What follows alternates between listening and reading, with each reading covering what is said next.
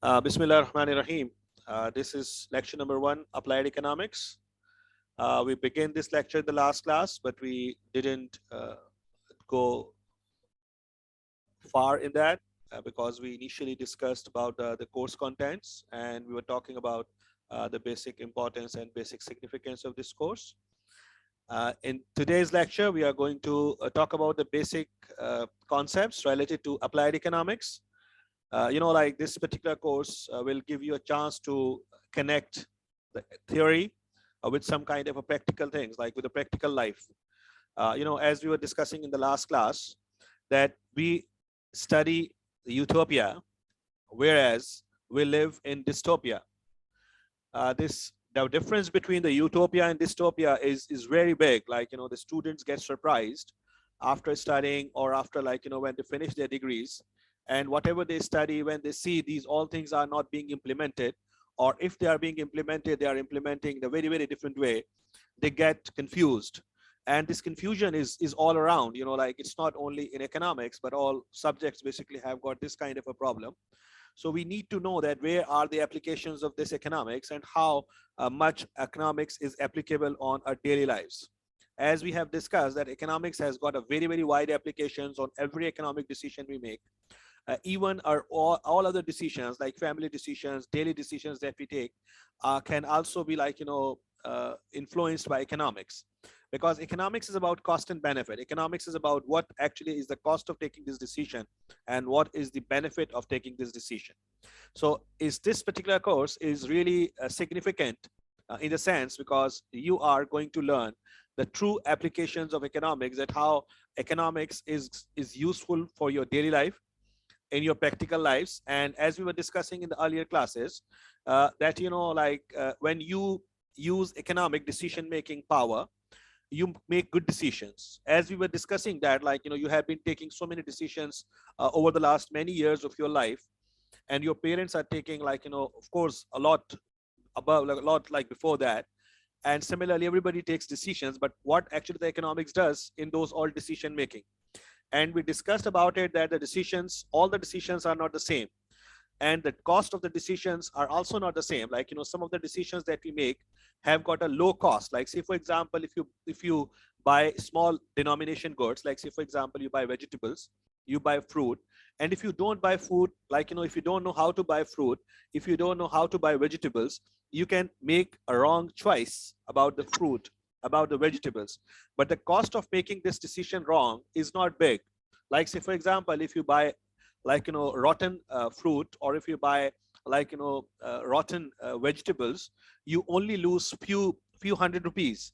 So it is not a big cost. But if you lose investment of $1 million or 100 crores rupees of your company, and you don't invest them properly, or you don't take the right decisions for their investments, the consequences of the wrong decision can be huge. You can be fired from your organization. You can be, like, you can be penalized, you can be sued, and you can actually face a lot of consequences if you take wrong decisions in this kind of a situation. So we have to know that how economics is applied in a real life, and how economics is used. So economics helps us taking these all big decisions as well. Economics help you think big. Economics always help you able to evaluate different alternatives. You can evaluate, like, say for example, the different alternative, you can find out the value of one alternative in the terms of the other alternative. So if you exactly know that how much is the value of one choice as compared to the value of the another choice, you can always make a better choice. Like, say for example, as we were discussing in the last class, that if you are investing in a bank and you are getting 10% return, and it at the same time there is another bank that could offer you 12% return, so it would mean that, like, to get 10%, you are losing 12%. The amount that you have invested in bank A cannot be at the same time invested with bank B. So if you are not investing it with bank B, you are losing 12%, and by investing it in a bank A, you are getting 10%. So to get 10%, you are losing 12%. Economically, it's a very wrong decision. Economically, it's a very wrong decision. So you need to know about this, and that's what basically we were talking about. So we were learning about that classicals and new classical schools, and we were discussing, like, the different schools have emerged over the time, and these schools have has had so much influence on economic analysis and economic understanding of the markets and economics. Like the first book that actually, like, we have got on record in the field of economics is the book by Adam Smith, An Inquiry into the Nature and Causes of Wealth of Nations. And this book basically, like, laid the foundations of economics. And he basically, was so much, uh, criticized this mercantilism. The mercantilism was of the view that, like, that you should have got restricted trade, there should not be openness in the trade. And what actually Adam Smith did, he criticized them. The Adam Smith has always been a supporter of open trade. Adam Smith is always a supporter of free trade between the nations, because whenever you have a free trade between the nations, everybody wins. Everybody wins in the sense, like, say for example, if you are actually importing those things which you can only produce at a very high cost at your homes, and you are exporting such things which you can produce, like, the cheap in the in at your home. If you are importing something that you are producing expensive at home, like, and you can get like cheaper version of that somewhere else in the world, that can benefit you. And similarly, what you can basically produce at a cheaper rate, you can sell high into the markets and you can earn some good money. So we had a long debate in the last class as well, that this free trade is beneficial for every country as far as Adam Smith is concerned. Everybody has his own understanding of it. And what actually Adam Smith suggests, he suggests market economy. I was telling you that we have got three basic economic questions: what to produce, how to produce, and for whom to produce. And the answers of these questions actually decide about the structure of your economy, what kind of economy you have. If all the answers of these questions are coming from the market is deciding what to produce through demand.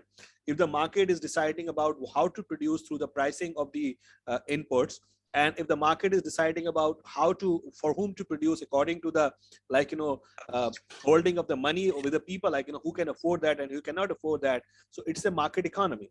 In the contrast, we can also have got a command economy. The command economy is such economy where all the answers of such questions come from the government. The government decides what to produce, the government decides how to produce, and the government decides for whom to produce. And yet there can be another kind of a system that perhaps you are very much well aware of. That could be an Islamic economic system. What happens in Islamic economic system is that, like, all the answers actually do not, neither the answers come from the market nor the government gives the answers. The only source of the answers for these questions is the Quran, is the Hadith, is the life of Hazrat Muhammad sallallahu alaihi wasallam, is the life of his companions, and the life of his companions of the companions, and companions of the companions of the companion.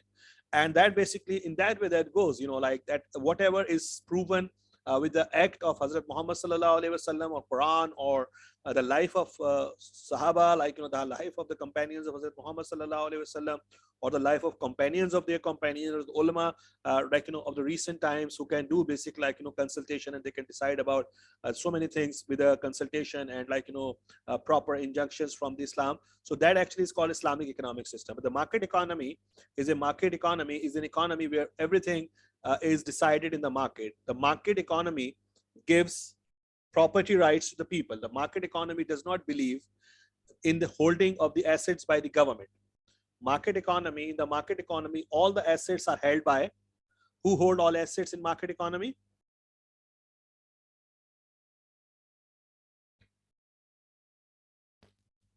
Do you know who holds all the assets in market economy? The individuals. Individual producer, individual consumer, and individual households, individual firms. They actually own, and they can decide anything about their resources. Like, say for example, if you want to decide about your career, what do you think? Who should decide about your career? Should it be you yourself, or your parents, or something else? Like, if I ask you this question, how would you answer this question? Like, who should decide about your career? You yourself, or your family? If we ask the same questions, like, in a way, like, who should decide about the allocation of resources? Should it be the market or the government? So, like, the answers vary, like, the answers vary amongst the people. Some of the people think like the market can decide and can take best decision for itself. And that is what something is said by Adam Smith himself. So what actually Adam Smith supports is a laissez-faire economy, the policy of free markets. When we say free market, by the free market, actually absolutely free from the government interventions. The government is not required to intervene or is not allowed to intervene according to the classical economics, because markets themselves are able to take best decisions for themselves. Like as Jamal was saying, like, say for example, if you talk about the career of a child, like, say for example, if we assume that the child knows a lot more than the parents, then the decision of the child for his career will be the best, and he won't require any kind of inputs or any kind of help from the parents. And in this situation, if say for example the child knows more than the father, or child knows more than his parents, in that way if the parents intervene into his life, they can destroy his career. अगर आप इसको extreme way पे सोचें कि बच्चे को सारा कुछ पता है अपनी career के बारे में और he can decide the best about his career, in that situation if the parents intervene into the business of the person, that actually can cause a lot of disruptions. And these disruptions can be in the sense like, say for example, he might end up on the wrong career, he might end up on the wrong job, he might end up on the wrong kind of future. So this is what something happens. So that the laissez-faire economy is an economy where everything is left on the market decides everything, and markets actually have got the power, according to this particular school of thought, to decide about everything. Now, what makes markets so powerful?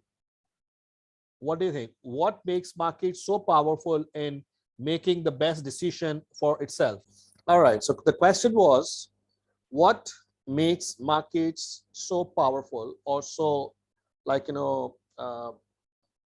what actually makes markets or keeps market in equilibrium, and what actually is the force that actually create keep markets in balance, or does not let the market go in any direction. Like say for example, one of the argument that people may make, like say for example, if you leave markets free, that if you leave market free, the producers can be unfair with the consumers. अगर आप market को free छोड़ेंगे तो consumers के साथ जो producers हैं वो अनफेयर हो जाएंगे. अनफेयर होने से मुराद ये है कि मिसाल के तौर पर if the right price for something is से for example 10 rupees, they might charge 20 rupees for the same thing. Is that possible, Quratulain, in that situation? Sir लेकिन उनकी फिर डिमांड कम हो जाएगी ना, तो फिर उनको अपने ही सेल्फ इंटरेस्ट में दोबारा से प्राइसेस को कम करना पड़ेगा. That is very correct. That is very correct. And this is what basically the classical economy assumes. Does it really happen in the real world? Sir लेकिन ऐसे में तो जो भी सप्लायर्स होते हैं वो आपस में मतलब कंट्रीब्यूट करके एक प्राइस सेट कर लेते हैं कि हम इतने पे ही इसको सेल करेंगे. That is also तो very फिर प्राइस हमारे पास जो है प्राइस बढ़ के ही मिल रही होती है कंज्यूमर को.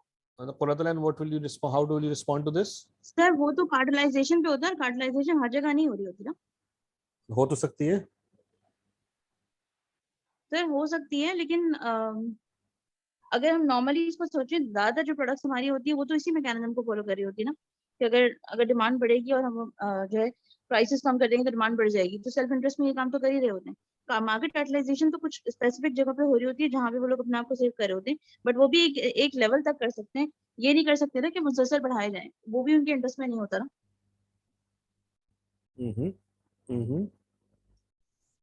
Yeah, Jamal, what do you say? Sir लेकिन जैसे अभी ऑयल के प्राइसेस हैं.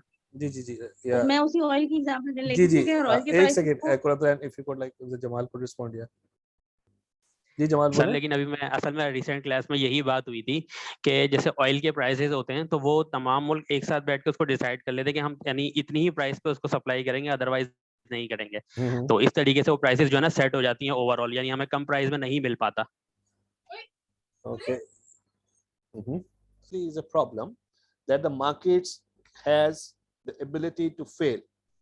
The markets can fail, and when the markets fail, these things basically can not be correct. Like say for example, the market failure can come in the form of monopolization of the power. The market can fare in the form of cartelization of the, the producers. The market can fare in terms of, say for example, when prices do not reflect the true cost, the externalities issues. And similarly, the markets fail in so many instances, like say for example, the markets also fail when you talk about the provision of public goods. Do you understand the public goods?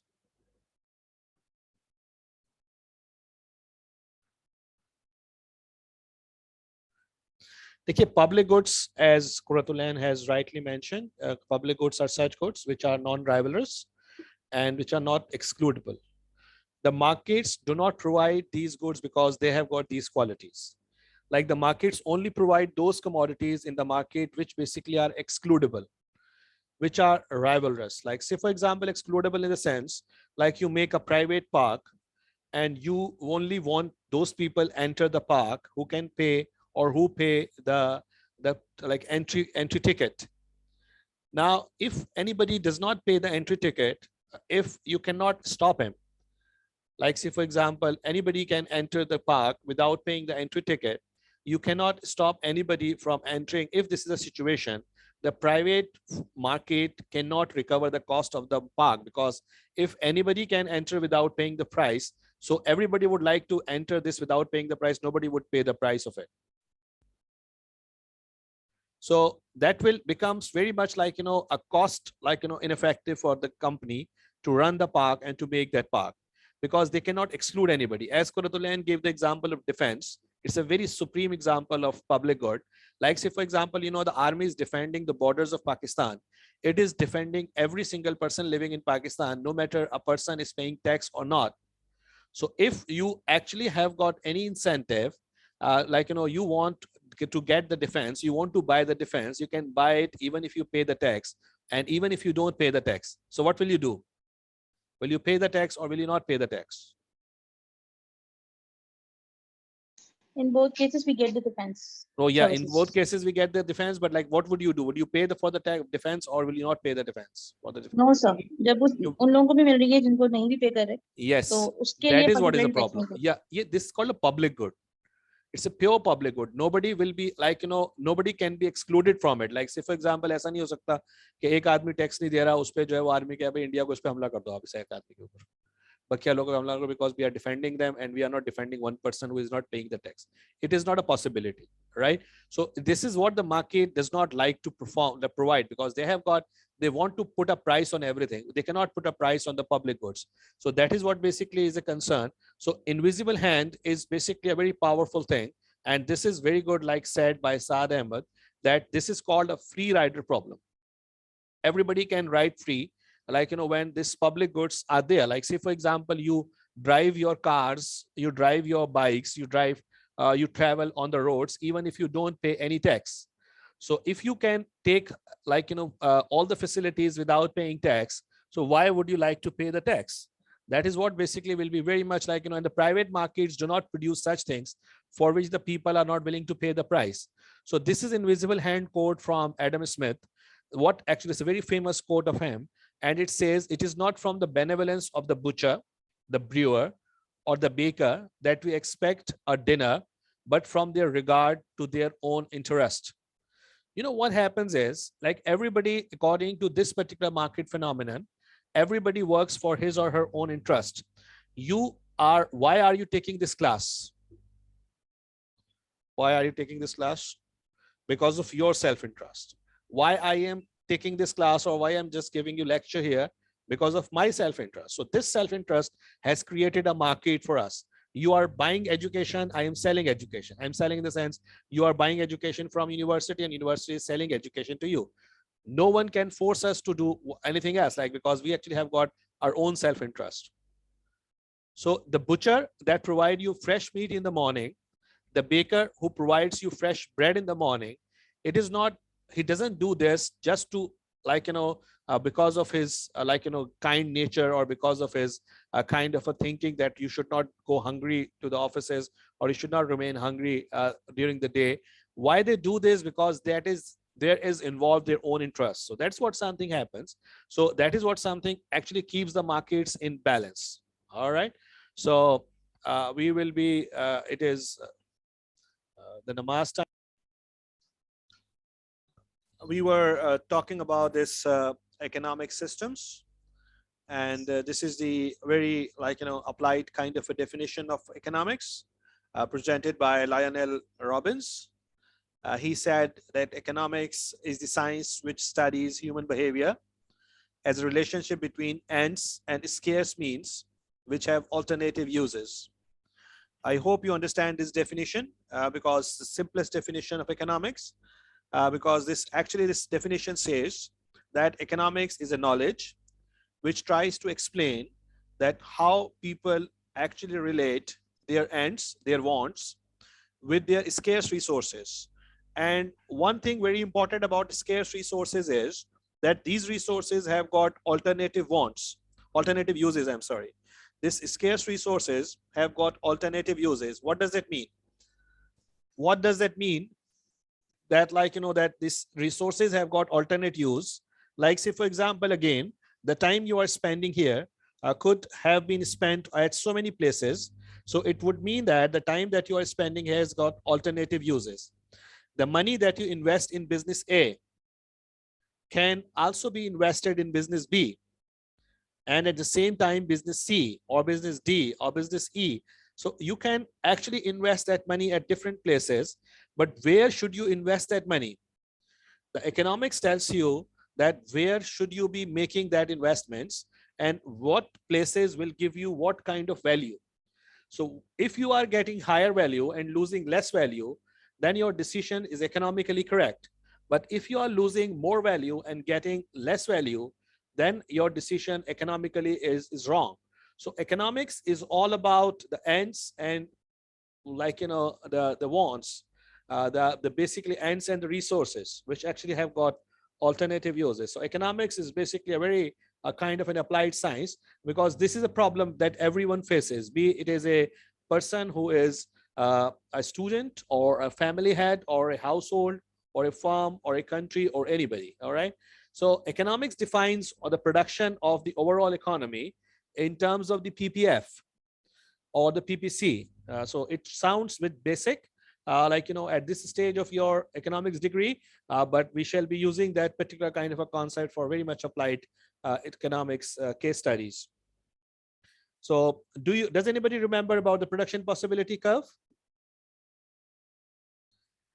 This production possibility curve, actually, if you look at the terms used here, the possibility, maximum possible production, like this particular curve shows the maximum possible production a country can do with its available resources. How much maximum output you can produce. Like say, for example, if you have got 10 laborers and 5 machines all together in your country, and if you employ all of them, if you employ all of your labor and all of your machines, how many units of something that you can produce? This will be the maximum production that you can do.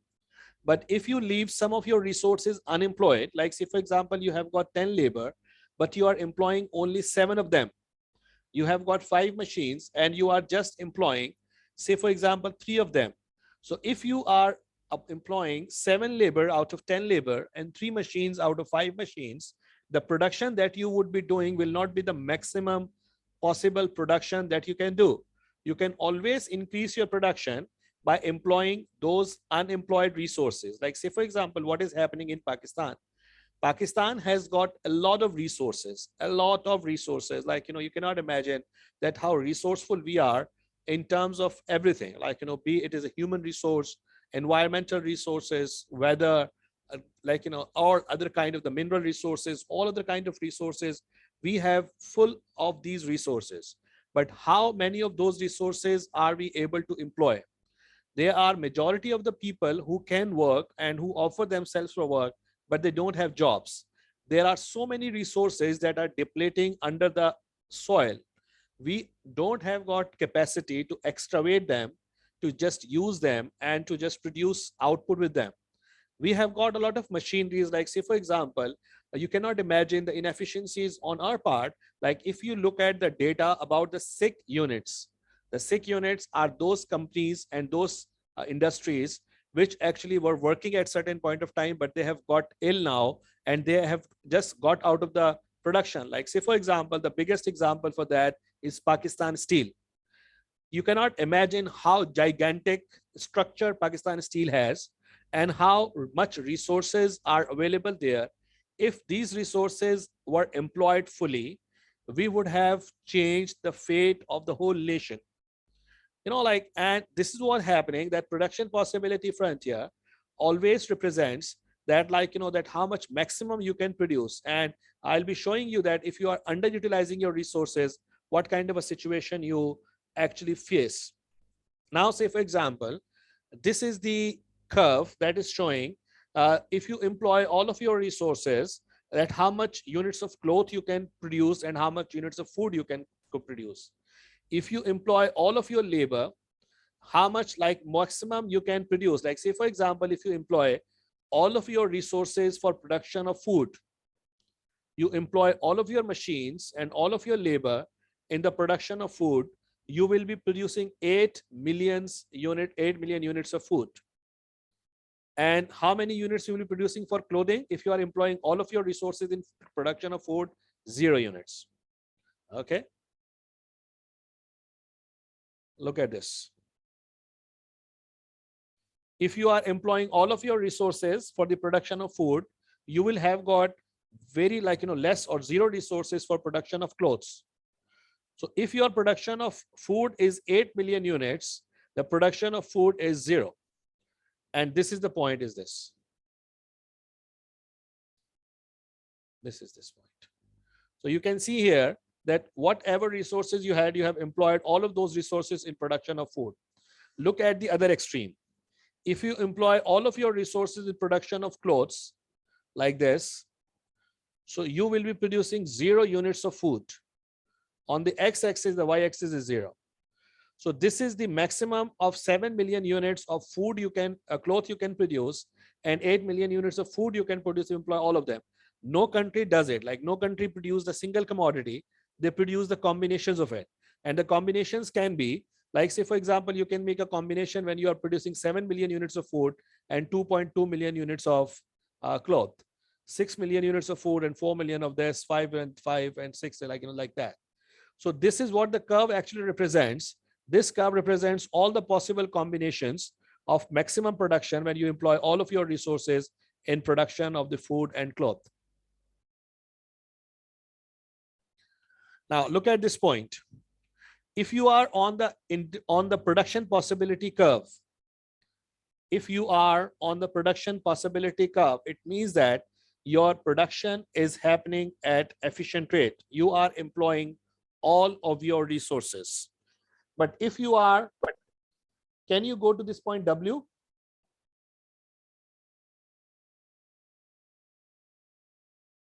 Can you produce at this point W?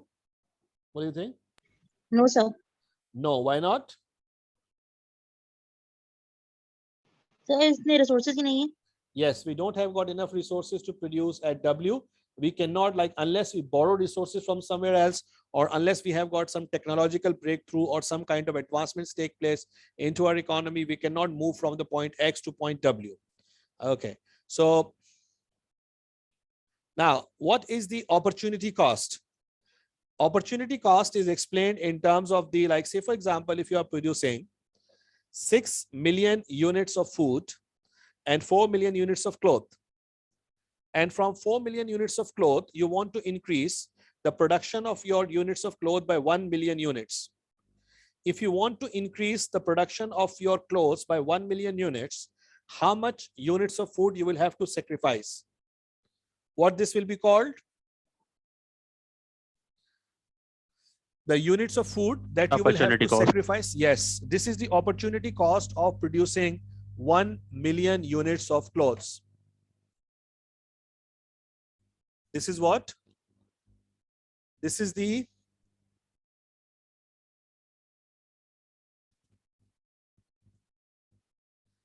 opportunity cost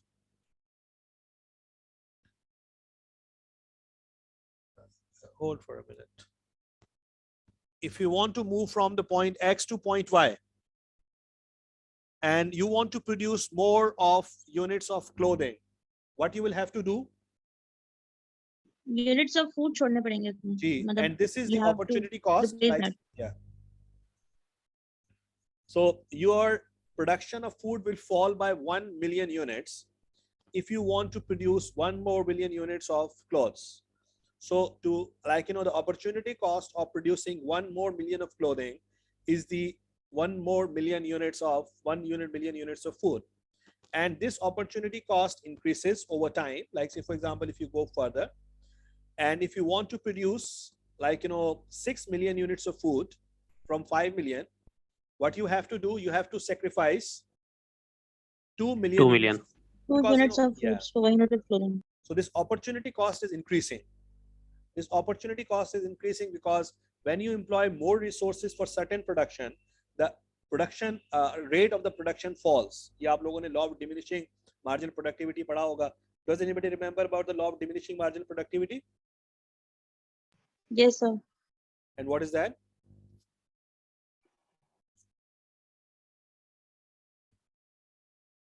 sir जैसे जैसे हम जिस product को forgo कर रहे होते हैं उसकी और जो जिस प्रोडक्ट को ले रहे होते हैं, तो जिसको हमने मतलब अपॉर्चुनिटी कॉस्ट मैंने जो पे की होती है, वैसे वैसे उसकी यूटिलिटी कम होती चली जाती है. मतलब क्लोथिंग की यूटिलिटी कम होती चली जाएगी जैसे जैसे हम दूसरी प्रोडक्ट को forgo. Here basically we are talking about the productivity of the factors of production. What this basically says to you that if you keep employing more and more people and machines into the production of clothing, the additional productivity for the clothes will be falling. I'll be explaining you that. So this is a rising opportunity cost concept. As you move further down, this opportunity cost keep increasing all the time. But this is the way basically this efficiency is defined, and this concept was defined by Pareto. Have you heard about the Pareto efficiency conditions?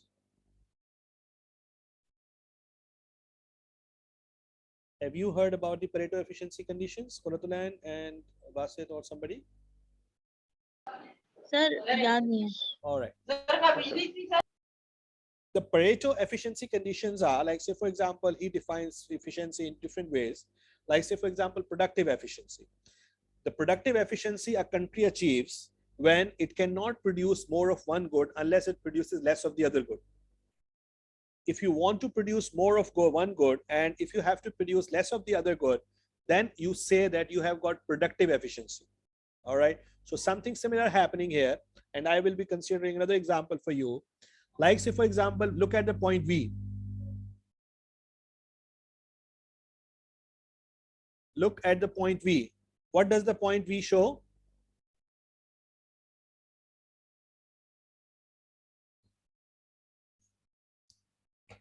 What does the point V show?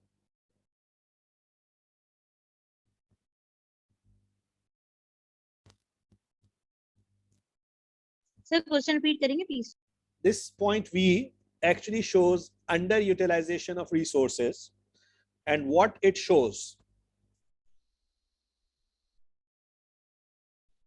the production inside the production possibility frontier. And what you can do is, like, say, for example, you are producing V amount of goods. Like, say, for example, here you are producing this much cloth and this much food. However, with the same available resources, you could produce a lot more clothes and a lot more food. And this will be called, what this will be called?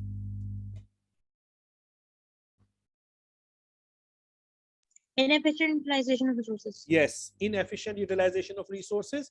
And this is what Pakistan is having the problem with, that we have got resources, but we are utilizing them inefficiently.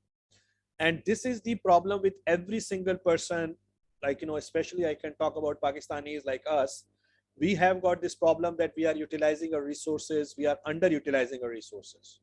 Like, we have got so much potentials. Like, say, for example, you being student have got a lot of potential, but what are we doing? Basically, we are underutilizing our resources. We are not utilizing our time fully. Like, we waste a lot of time.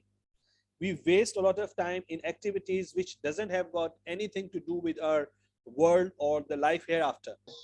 we are wasting time, and this time wastage of this time, this is called underutilization of resources.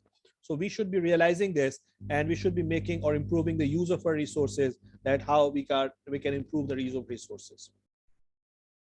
Now, a country can move from point V to point X. If a country moves from V to point X, what will happen?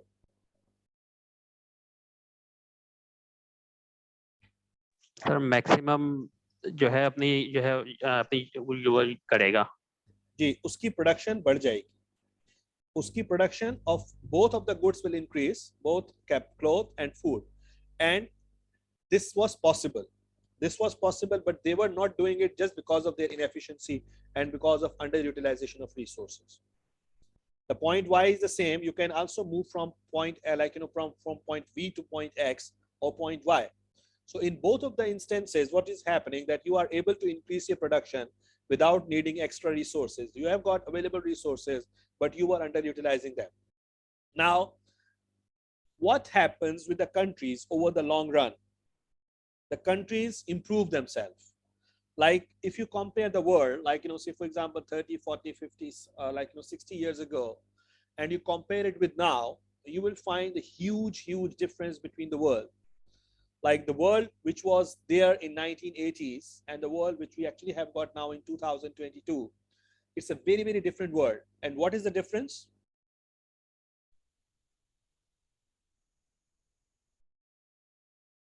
What is the difference?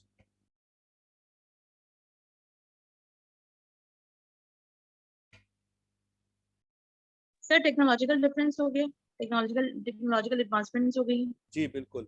And what does this technological advancement have done with us? They have pushed our production possibilities frontier upwards. The world Yes, is sir. producing a lot more than it could produce 40 years ago. The world is producing a lot more outputs, like, that we could produce 30 or 40 years ago. The world's production possibility frontiers have pushed outwards. So this is a possible whenever you basically have got some technological advancements or something happens, and they are called technically the supply shocks, positive supply shocks. Now, if you look at the modern economics, the modern economics has got different kinds of issues that it deals with. The first of all, how markets work, how markets allocate their resources. The second concern could be how consumer make choices. These are all microeconomic issues. How do you make choices? How do you choose? What do you buy? Behavior of the firms, how the firms behave, how they maximize their outputs, how they maximize their profits. How well do markets work? Like, do they work well or they don't work well? And this basically, the working of the markets depend on that, how much efficient they are and how equitable they are. Do you understand the meanings and difference between efficiency and equity? There are, like, how markets work. Whenever you talk about the markets, you always have a debate between the efficiency and equity, because if you let the market do whatever it wants, it creates the people like Bill Gates, it creates the people like Warren Buffett, it creates people like Mark Zuckerberg, who has got billions and billions of dollars of wealth. And it also creates some people who actually starve for even food for single day, single day food. They actually cannot afford the food twice a day. So this is what basically is a choice between you, that whether you want to go for efficiency or you want to go for equity. The market economies are efficient and socialist economies are equitable, but that depends. If you talk about the socialist economies, like say for example, if you think about that, like say for example, even after doing your degree, you will get the same salary, or you will be not having a different living standard as compared to the person who has not studied at all. So will you be studying, will you be doing this kind of a degree?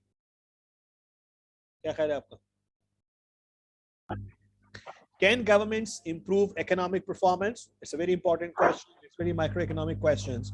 And for some of the questions, the answer is no. Government generally, comes into play, it actually reduces efficiency. It reduces the economic kind of benefits of that particular operations. So the government sometimes are more hurdle in economic efficiency than like a help. Now, if you look at the macroeconomic issues, do you know what kind of macroeconomic issues we face? Okay, so what kind of macroeconomic issues we face? Like, say, for example, again here, growth. Every country wants to grow. Like, say, for example, here, the governments always talk about growth, that we are like, say, for example, when you talk to the PMLN people here in Pakistan, they tell you that, like, we left growth at 5%, 6%, and somehow Imran Khan's government has plunged that growth rate, and growth rate has fallen to even negative, like, territory in some parts of the years. But, like, that growth is a basic concern for the governments, specifically in the developing economies. It is a right concern or wrong concern. We are not talking about that right now.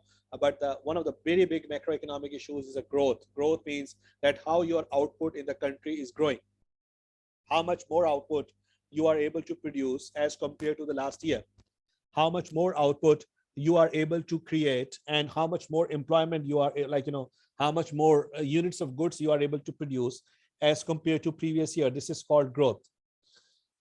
The second issue is of unemployment. Unemployment is a root cause of so many issues. Like, say, for example, the countries like Britain, the US, and a lot of European economies give so much incentives to unemployed people, because according to them, and they are to a large extent very right, this unemployment is a root cause of so many other problems. Like, say, for example, lawlessness. You might, like, say, for example, if you find an opportunity of interviewing those people who do snatching or who do dacoities, most of these people basically are those who have been unemployed for so long, who don't have got the jobs. Some of the people basically who do these kind of things have got good degrees, they have got good education, but since they are not able to get jobs, they get somehow involved into these kind of activities, which is not justifiable at all. But, like, this is what something happens when you actually get into so much trouble that you will actually, like, start like, snatching the things rather than getting the things through the formal way or the right way. So unemployment is an issue when people are able to work, and they can work, and they are willing to work, but they are not able to get job. This unemployment causes economic inefficiencies. This unemployment causes inefficient utilization of resources. Like, you have got people who are willing to work, but you don't have got jobs for them. You have got people you have got machines that can be used for production, but you don't have got the productive capacities, and you are not able to use them fully for the production purposes. So this unemployment is a big issue. Another issue that is biting very hard these days, everyone in this world right now, this is a universal problem all over the world, and this problem is of inflation. And this problem has got a lot aggravated, and things basically are going to be a lot worse in the coming future because of the war between Russia and Ukraine. And must have seen that the oil has already crossed $110 per barrel. And you perhaps remember at certain point of time during the pandemic, the price of the petrol was negative, like, around $1. Negative, that the price was of the, like, the oil was negative. Negative means they were producing and they didn't have got enough capacity to store that output that they were producing. They wanted the countries to take away that oil resources for free, or even they were willing to give money to them so that they could actually clear out their production, their like warehouses, and they could, like, they didn't have to stop the production of the oil. So this was the case. And from that $0, say, for example, to $110 to $12 per barrel, things basically have changed quite significantly within the matter of few years, and things basically are getting a lot worse. So the price of everything is going to go up. Here you can also point, like, towards the inefficiencies and like inadequate response from the government of Pakistan, which is of the Imran Khan's government. But somehow, like, the more responsible for these, like, the more responsibility of this inflation issue goes to the international kind of the environment and international kind of the situations which is causing this inflation. But anyway, this inflation is biting everyone. Everyone is hurt by inflation. So inflation is a macroeconomic issue that has to be dealt with. Another problem that Pakistan is also facing very seriously is a balance of payments problem. the balance of payment problem. A balance of payments problem is the problem that basically any country faces when its imports are more and exports are less. When the foreign exchange which flows in is less than the foreign exchange that flows out. So if more dollars are leaving your country and less dollars are coming to your country, you will be starving for the dollars. And if you starve for the dollars, you have to go to the country institutions like IMF, and these institutions exploit you. Like, say, for example, they have been exploiting so many countries, and we are being exploited by the IMF again. So what we are actually forced to do whatever the IMF wants from us. So this is what is the biggest problem that we are facing now. Okay. And another problem, which is related to the macroeconomic issues, is the cyclical fluctuation. Do you understand the cyclical fluctuations? When we talk about the cyclical fluctuations means that your economy moves in cycles. These cycles sometimes are upside cycles, sometimes they are downside cycles. When you are upside on the cycle, your economic activity increases, and that increases more than your averages. And when you are on the downside of the cycles, your economic activity decreases, and this decrease is less than the averages generally, like. So this is the cyclical fluctuations. What do these cyclical fluctuations do with the country? We were talking about these cyclical fluctuations, and these cyclical fluctuations are always really harmful. I was asking you that what do you think, what do they do with the country? Like they create kind of uncertainty, because when you have got so much cycles coming up, like going up, coming down, they generally create very much uncertainty. People do not actually have got the idea that what exactly is happening with them and what kind of situation will arise, like, say, for example, in the future, in those, like, in that particular kind of a situation.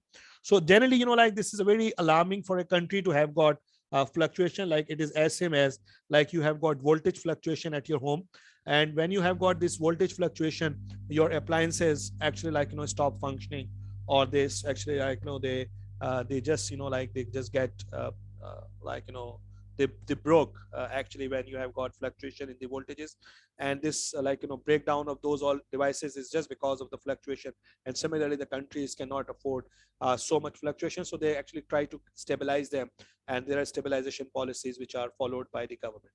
So we are starting the next chapter here. This is the chapter about the background to demand. What creates demand? Like, this chapter is organized in such a way that it will not only give you the knowledge of economics or the economics behind the demand of the products, but it will also give you some kind of information regarding the marketing strategies, or some kind of the financial, like, the strategies that can perhaps be helpful for you to control the demand in the market. So you have to know that what creates demand of something, what is working behind the demand, why people demand things, and how much people give value to them. Like, say, for example, when you buy something, why do you buy something? Why do you buy a computer? Why do you buy water? Why do you buy car? Why do you buy house? Why do you buy them?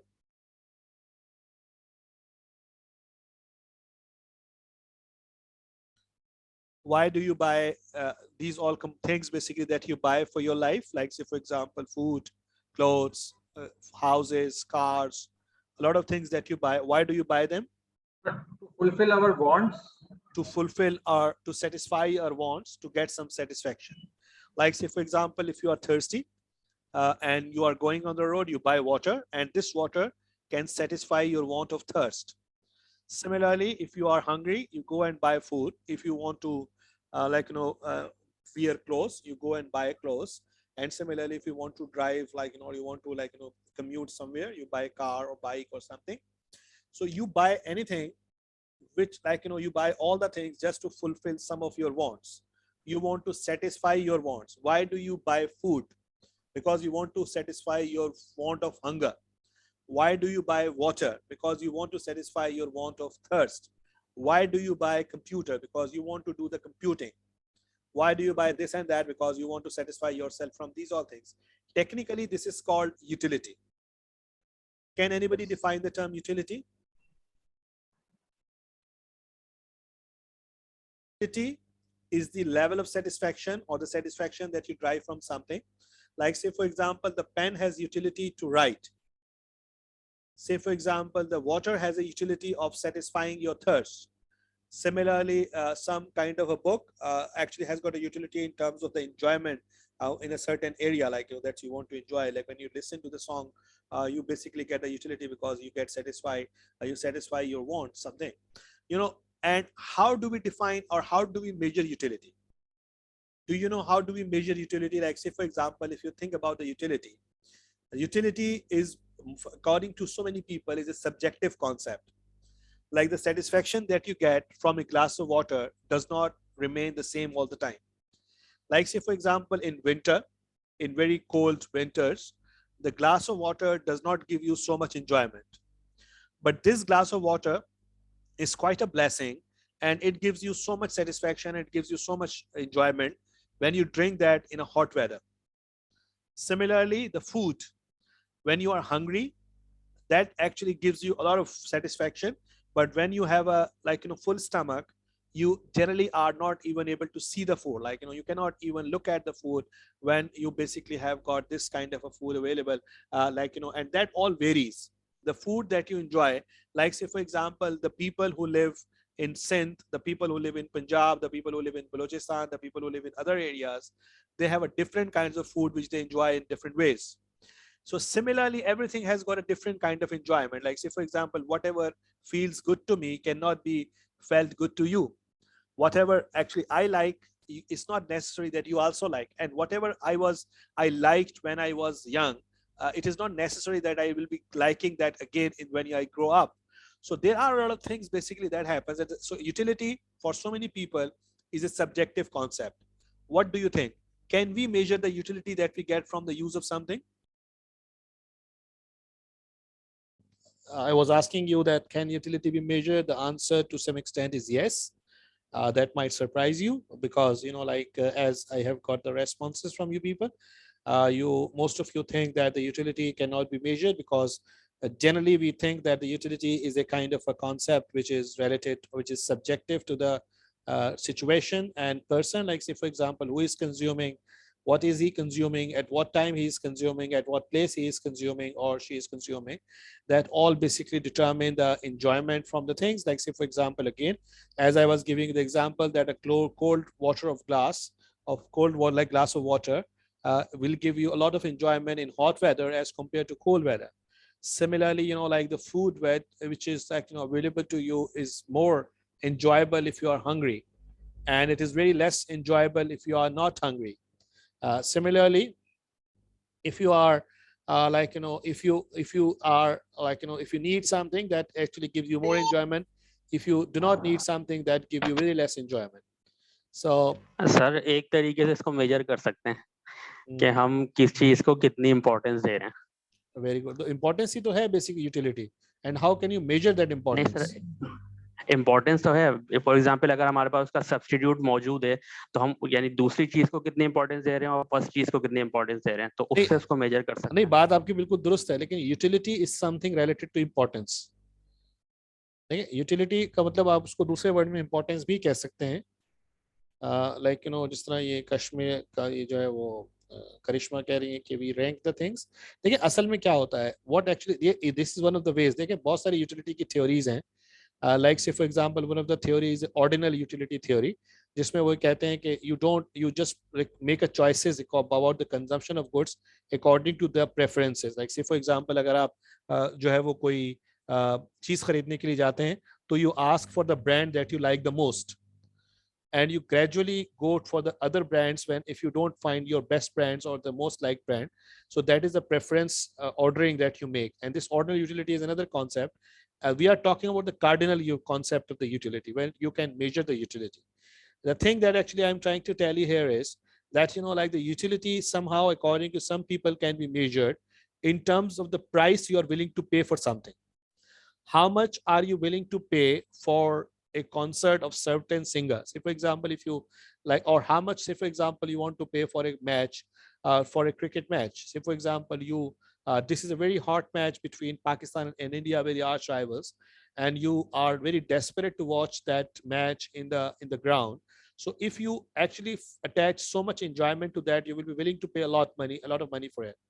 But if you don't think, like, say for example, if you don't like cricket and you don't have got any interest in cricket at all, and somebody comes to you and asks you to buy the ticket for the cricket match, how much will you be willing to pay for it? You will be willing to pay a very small amount for it, or rather you will not be willing to pay at all for that because you don't like cricket or you don't want to watch cricket match in the ground.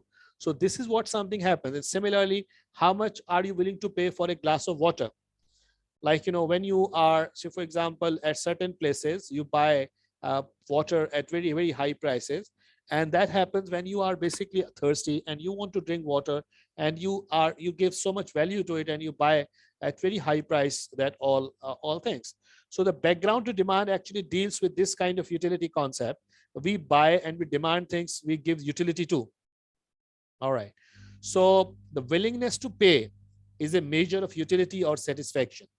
How much are you willing to pay for something? How much are you willing to pay for a concert? How much are you willing to pay for dining in a hotel?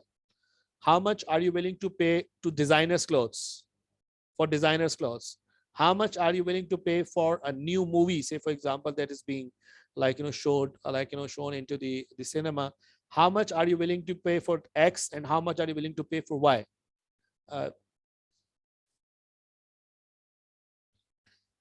This is, but basically is a basic definition of utility. The willingness to pay is a measure of utility. Like, you can measure utility or satisfaction by finding out that how much are you willing to pay for something.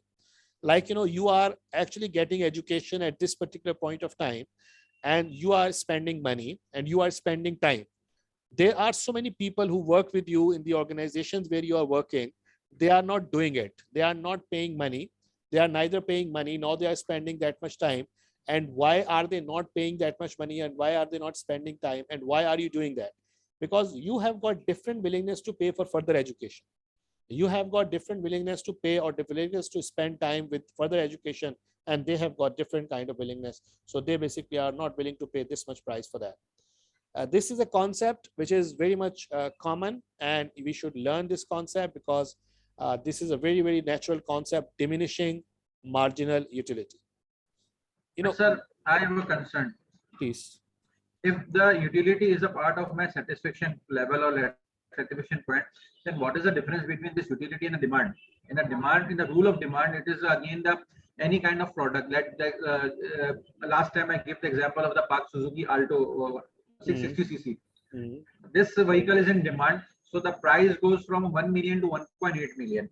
And why people are demanding this commodity, this car? Because they have got a utility in it, and the utility is that it is actually has got a small engine and its fuel consumption is less.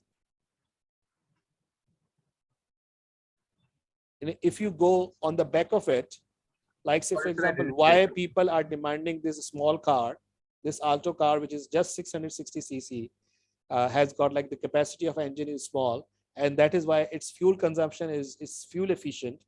It's like it has got other efficiencies as well. So people are willing to buy, and the people are demanding that car because they actually have got a utility, and they basically actually this utility is driving their demand. So that is why basically we are studying this particular chapter is about the demand analysis. But we have to study, like we cannot understand demand unless we study the utility concept. Anything to have a demand, there are two things that are important. One is the willingness to pay. The second is the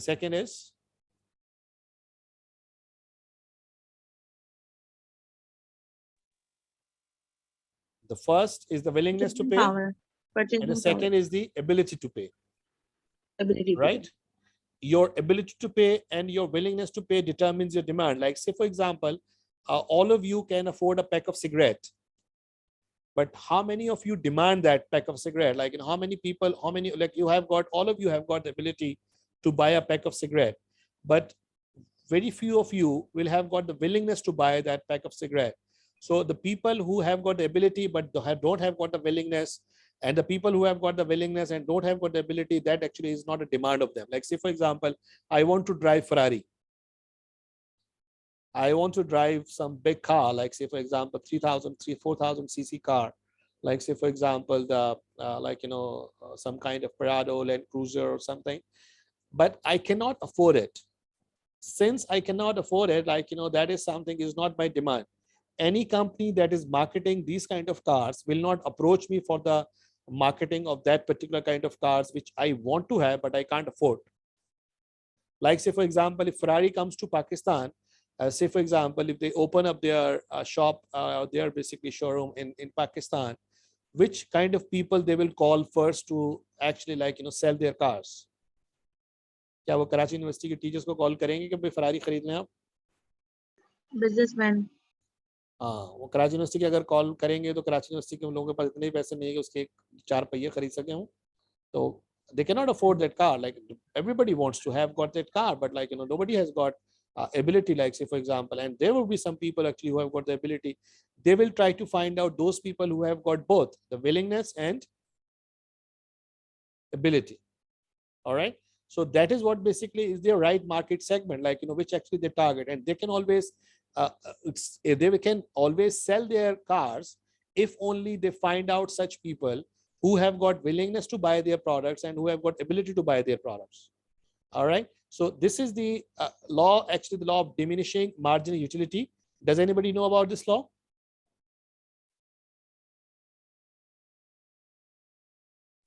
The more we consume a thing, the less its utility, its utility decreases with time, the more we consume it. Say again, I'm sorry, I didn't listen to you. The more we consume a product, its utility Yeah. decreases. Yeah, to some extent this is correct. Like say for example, when you have got more of something, that has got less value. Like say for example, again, if you think about say for example, when you enter the hotel, तो आपको जो खाने की खुशबू है, that creates so much appetite. You feel so hungry, you feel so much inclined to food. लेकिन जिस वक्त आप छोड़ रहे होते हैं होटल, जब आप वापस जा रहे होते हैं, तो फिर क्या सिचुएशन होती है?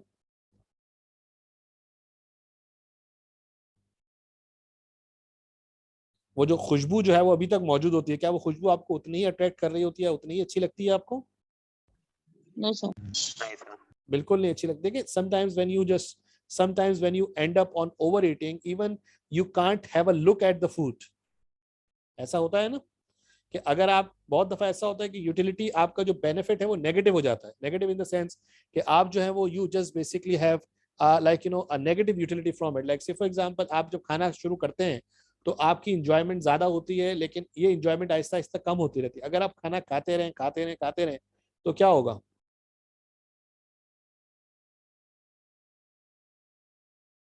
अगर आप खाना खाते रहेंगे तो क्या होगा? एसिडिटी।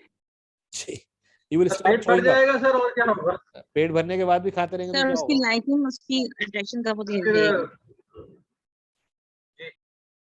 फिर जो होगा वो किसी देखा नहीं जाएगा, है?